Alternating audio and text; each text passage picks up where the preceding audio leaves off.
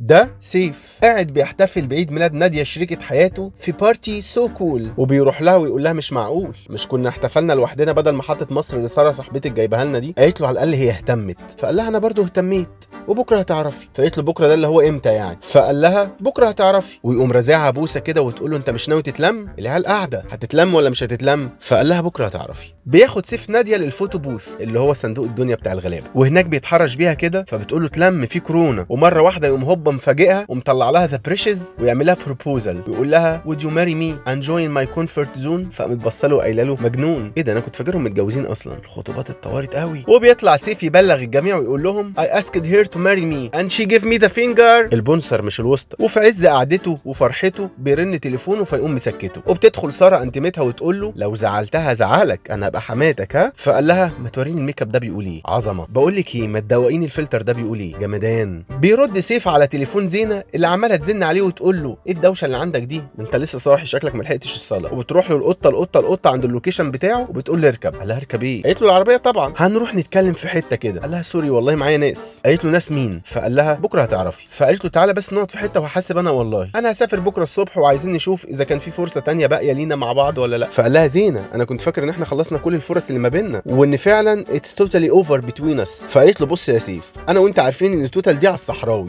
انما دلوقتي لازم يكون في بينا روح التعاون وفي فرصه للرجوع. قال لها انت اللي صممتي على اللي في دماغك لحد ما وصلنا للطلاق، وبنكتشف ان سيف هو جوز زينه السابق وانه ساب البطل دي عشان القمر مش متاكد قوي دي. بيدخل سيف على ناديه وساره اللي قاعده بتحكي لعلي صاحبهم ان ناديه سون حرفت وسو بقت تقول الفاظ خارجه لايك احي اند ايو. فقال لها بجد. وبياخد سيف ناديه اللي بتقول التورته جت، فساره قالت لها ابسط يا عم كاتب كتاب عيد ميلاد في يوم واحد. بيروح الاستاذ سيف يقابل طليقته وعمالين يتخانقوا، وزينه بتقول له اقسم بالله ده ولادك. وبنكتشف ان الاستاذ هاني خليفه المخرج كان مساعد مخرج تقريبا في فيلم ميمنتو مع كريستوفر نولان، وانه ممشي الحلقه في زمانين عكس بعض، وان المشهد ده من الماضي قبل ما يتطلقوا. وبيرن موبايلها وبترفض توري له مين، وقالت له انت مش واثق فيا؟ قال لها اه مش واثق فيكي. فبتضرب الاستاذه سينتيا خليفه قطره الجليسرين وتقول له انا ممكن اجرحك بالكلام زي ما انت بتعمل بالظبط على فكره. فقال لها ما بتعمليش كده ليه؟ جون يلا، من ساعه ما قابلت الجوب اوفر ده وعلاقتنا اتدمرت يو نو يو ريلي فشختي علاقتنا. هو قال كده والله هابي دي، انا عرفت اقول اللفظ اللي هو قاله الصراحه. بيرجعنا الاستاذ هاني شقلباز مخرج العمل بالزمن لعيد الميلاد تاني، وبتروح ساره لناديه تقول لها انا مش مامنه لسيف ده. فناديه بتقول لها ما هو اصلا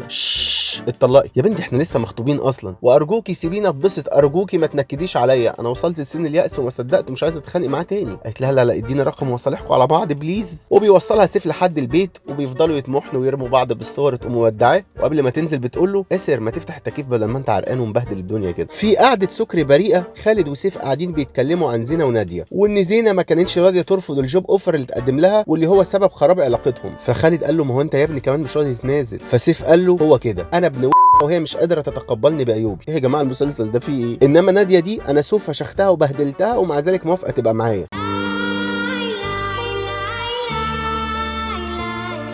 بنتمرجح بالزمن لحد ما بنلاقي الاستاذه ساره بتزعق لناديه وتقول لها لا انت ازاي كده؟ سيف ده بيستهبل، ازاي يخليك انت اللي تشتغلي على البروجكت ده؟ هو انا ليه ابتديت احس ان الجوب اوفر ده هو جوب فعلا ولكن من نوع اخر. وبنكتشف ان ناديه زمان كانت مرتبطه بسيف، وبتقول لي ساره انا حسيت باحساس زي لما شفته. فساره قالت لها وانت ازاي بتقولي الكلمه دي في المسلسل وانت بتاكلي ايس كريم اصلا بتقوليها ازاي؟ قامت ناديه قالت لها طب سدي مناخيرك عشان هتشمي ريحه مش ولا بد دلوقتي. بتبعت زينه اللي قاعده بتتحسر على ايامها مع سيف فويس نوت بتقول له فيها انه وحشها وانها نفسها تسافر بكره وهو مش زعلان منها. ايه يا رياض وحشتني، هتعشيني فين بكره؟ في لندن. خد بالك دي مش اول مره ليا في لندن، سو يو كان نوت تبهرني ايزلي. يا حبيبي يا سيف وحشتني قوي. وبعد كده بتتمشى شويه في الزمن لحد ما بتطلع من البيسين وتقول لي سيف جوزها انا عندي حوار عايز احكيه لك.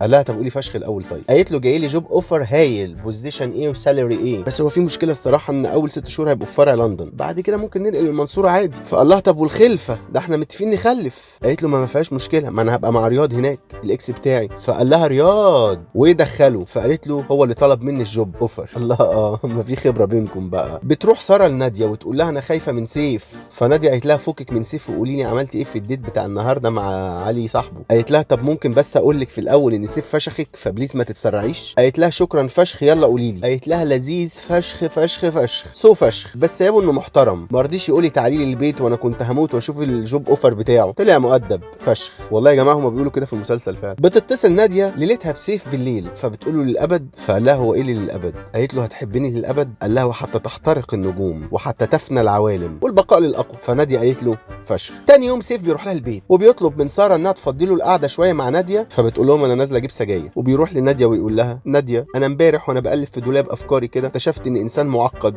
وخايف اظلمك معايا، انت تستاهلي واحد احسن مني 100 مره. فبترجع الاستاذه ناديه في وشه وبتقول له تاني يا سيف تاني. قال لها والله انا اسف بس زينه قدمت لي جوب اوفر كان صعب ارفضه. وبعد شويه خناقات ومناوشات واحتدامات ومناقشات وشويه الفاظ مقرفه فشخ، بيسيب سيف ناديه اللي بتطرده وبيروح لزينه اللي بتشقطه ويقول لها سامحيني والله انا عيل صغير ما كانش قصدي. ما تنسوش تعملوا لي فولو على الفيسبوك وعلى الانستجرام وعلى اليوتيوب عشان تتابعوا الفيديوهات الجديده. سلام.